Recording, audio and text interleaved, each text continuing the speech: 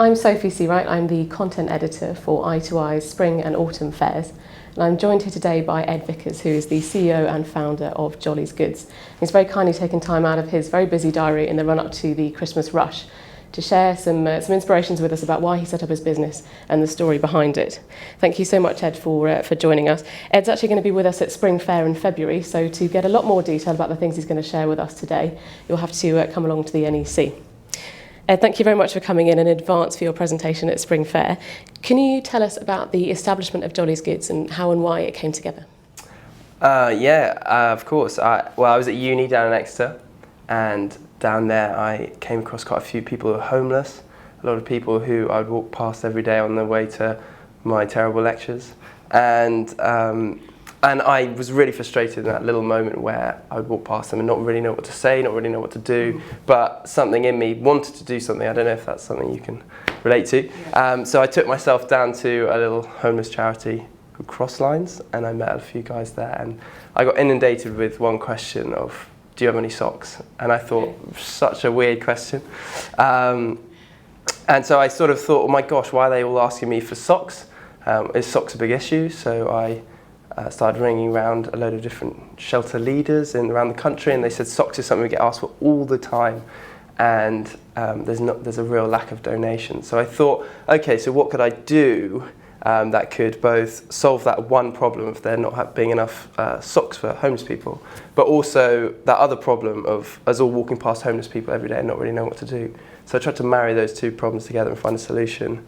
And so sustainably providing homeless charities with socks, it looked like a social enterprise, and that's why I started it, really. Sort of a wear a pair, share a pair ethos. So everyone can get on board, and then we can donate a load of socks out as well.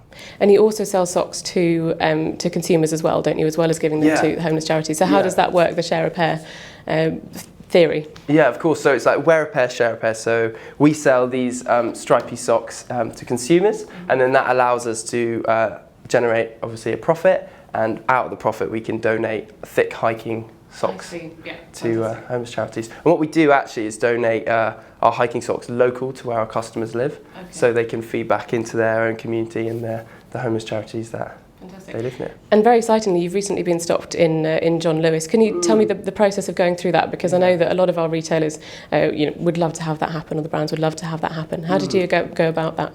I actually just I entered a sort of national competition with Startup Britain, and it was I think it was called like Pitch to the John Lewis buyers or something like that. So I entered in and managed to get through first few rounds and ended up sitting in a room pitching with my socks to these guys, trying to explain to them the little ethos behind our business, and luckily they loved our socks and the fun stripiness, but also the ethos behind it and how we're donating to homeless charities. And I thought it sort of mirrored their brand as well, and what they're trying to go after. So that was the process, and it was really exciting. I couldn't quite believe it when they turned around and said they were keen for some. That's a fantastic achievement. And at Spring Fair, we're going to be talking about the brand with a difference. Obviously, that's really worked for you with John Lewis and more generally. What are you going to be telling us about at Spring Fair? Very succinctly, just a taster.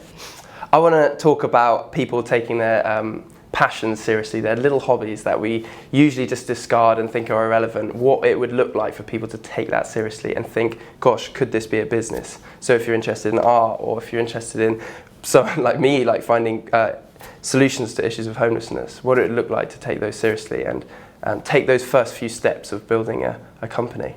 Because those first few steps are the hardest, and once you've done that, then you've got momentum and you can crack on with the rest of it. Fantastic. We're really looking forward to that. If you want to get much more detail on that, you'll have to join us at the NEC. On a practical note, your website looks fantastic, but I'm sure it was quite a job to get it looking so great. Can you tell me a little bit about what the biggest challenge was in making a really high quality transactional website? Oh gosh, yeah. Luckily we got some support from an amazing company called Unlimited, and they gave us a grant. So if there's any social companies out there looking to raise some money, there's lots of funds available. And we worked really closely with a company down in Exeter and spent ages trying to wrestle over it, making it as simple as possible for people to understand our vision and purchase our products. Fantastic. And what is your hope for how the business is going to look in 2 years' time, for instance?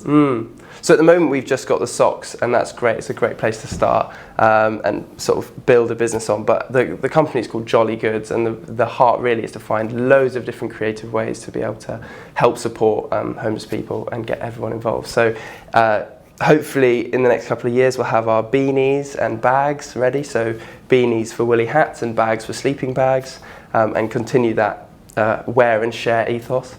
So I would love to have a load of different products, making it as easy as possible for people to get on board and enjoy being a part of our brand. Brilliant. And you're London-based, but you're coming out to Birmingham in February to speak at Spring Fair. Why have you decided to do that? What are you looking forward to about it? I just can't wait to meet people who are interested in starting things, who are creative, innovative, and to be able to share our little story with them and hear theirs. I think that's the most important bit.